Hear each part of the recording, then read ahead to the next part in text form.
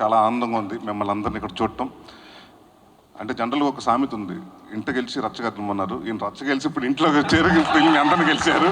So very happy for Vijay Benny గారు అండి. అంటే దాదాపు నాకు ఈయన 4-5 సంవత్సరాలు ఈయన తెలుసు. అండ్ ప్రతిసారి ఈయన కలిసినప్పుడల్లా డైరెక్షన్ చేయాలి సార్, డైరెక్షన్ చేయాలి అంటాను ఉన్నారు. సో అలాగే మరి నాతోటి నాగార్జున గారితో మా అందరూ కాంబినేషన్తో సినిమా తీస్తారనుకోలేదు. సో వెరీ హ్యాపీ అండి. ఒక సాఫ్ట్వేర్ ఎంప్లాయీ కాడి నుంచి వచ్చి డాన్స్ మీద ఇంట్రెస్ట్తో డాన్స్ నేర్చుకుని సో అలాగే ఇండస్ట్రీకి వచ్చి ప్యాషన్ తోటి వచ్చారు. So I wish him all the very best. And ఇక్కడ ఉన్న అందరికీ, ఫ్యూచర్లో కూడా డైరెక్ట్ అవ్వాల్సిన వాళ్ళందరికీ all the very best.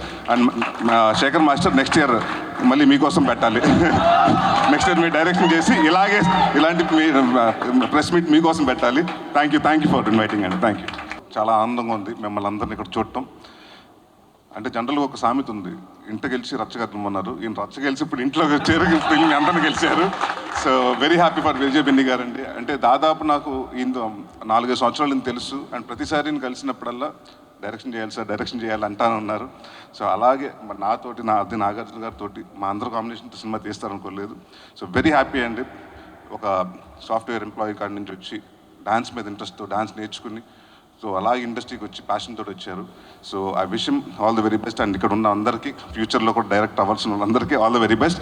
And Shekhar master next year మళ్ళీ మీకోసం పెట్టాలి. నెక్స్ట్ ఇయర్ మీరు డైరెక్షన్ చేసి ఇలాంటి ప్రెస్ మీట్ మీకోసం పెట్టాలి. థ్యాంక్ యూ ఫర్ ఇన్వైటింగ్ అండి. Thank you.